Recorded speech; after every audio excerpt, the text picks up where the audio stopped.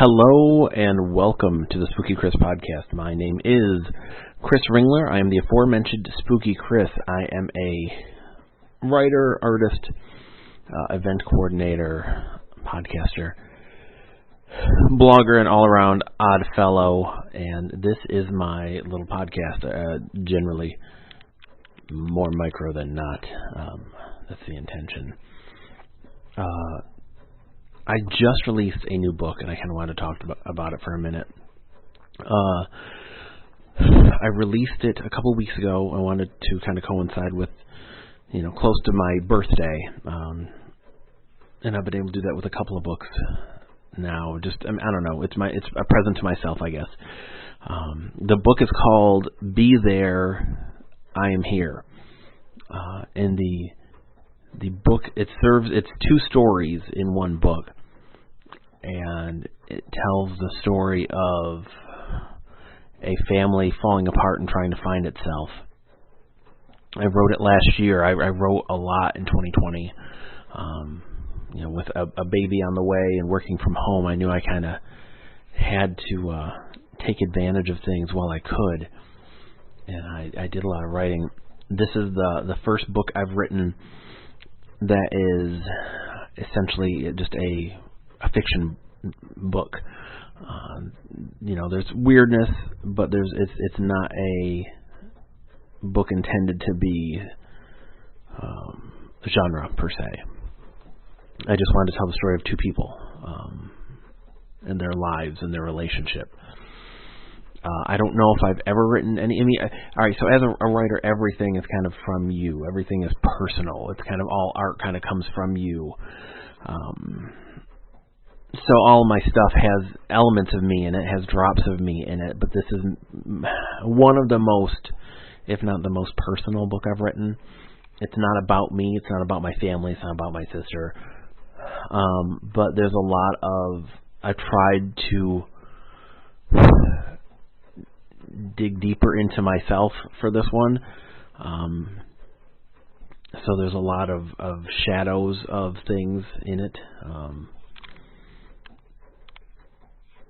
And it was surprisingly easy to write. I blasted out the first part in a week and was super stoked and felt all accomplished and everything. And then in the first part is the story of a man nearing middle age. He's younger still, younger than me. But he's nearing his middle age, and he's trying to figure out what the heck he's done with his life, and what he can do with what's left. He's trying to come to terms with a family that he doesn't understand, and a sibling that he once was close to, but who is no longer part of the family. And through all of that, he's trying to figure out who the heck he is. After I'd written it, the story kind of goes somewhere. And once it got there, I kind of realized, well, shoot, this is kind of one side of a coin. And I felt like I needed to write the other side, the kind of answer, like a call and answer. So the week after I wrote it, I wrote the second part, which was shorter. But which was the similar story from the sister's point of view, and that story is about a woman nearing her middle age, inching towards it, who left a family that was toxic and tried to make a place in the world on her own, and kind of what she went through to become who she is. It's a much faster paced story than the first one. For a reason. Both are kind of breezy, which is weird. I hear that and I say that and I think of like summer read, and it's like, oh, so it's going to be exciting, or romance is like. These are very dark stories. This is a very dark book. It's funny. I never have thought about putting trigger warnings on things before, figuring kind of what you're getting into. But on this one, I did, because I didn't want someone to jump into it and not understand that there are some dark subjects in here. There are some dark themes, and not just like in other stories, it's murder and monsters. And this deals with predatory behavior, abuse, neglect, kind of. So, I don't want someone to bumble in and get something they didn't want. That was always a thing for me at conventions. I would always do conventions, and people would come up to me and say, "Oh, what's your favorite book? What's good?" And I have a hard time doing that, just because everything's different. I mean, I kind of want to know, what do you like? Because it's like, somebody comes into your store and they're like, "Oh, what's your favorite one?" And I may like chocolate pie. They may be allergic to chocolate pie. So it's better I know what they like, and maybe they like apple. I don't like apple, but I sell apple. So I need to make sure they're going to get what they want. That's my aim. Just like I could never ever be a barker at shows. I hated when people did that. I've always hated it. This weird thing, and I kept getting put near people that did that at conventions, who were like, hey, buy my book, buy this, buy that. And they push, because again, if I gotta convince you to buy my book, if I gotta push you, then I don't know that you should get it, because I don't want you, if you don't like it, I don't want you to be mad at me, be bitter, and be angry at the purchase. It's I believe in everything I write. I believe in everything I put out. I wouldn't do it if I didn't. But I also know that not everyone's taste is the same, and I don't want us as creatives to foist our stuff onto people when it's not what they want. You should be getting something you want. You shouldn't be convinced to get something. So I have a hard time, when someone's like, "Oh, what's your favorite book? What's the book I should get?" I don't know. Here's what they're about. This is what they are. So I want to put a warning in there, because I didn't want someone to get something that they was going to honestly trigger them, that was going to upset them. I have no interest in being salacious or nasty or exploitive in these subjects that when I cover darker subjects. But I also, want to reflect kind of the awfulness that can happen to people and that it's in the world. I definitely try my best not to glorify any of it, though. But it's weird. I love this book, and it's hard. Somebody asked me recently. It's like, "Oh, are you as excited about this one as the other ones?" Like, well, I mean, no, because it's my 20-somethingth book.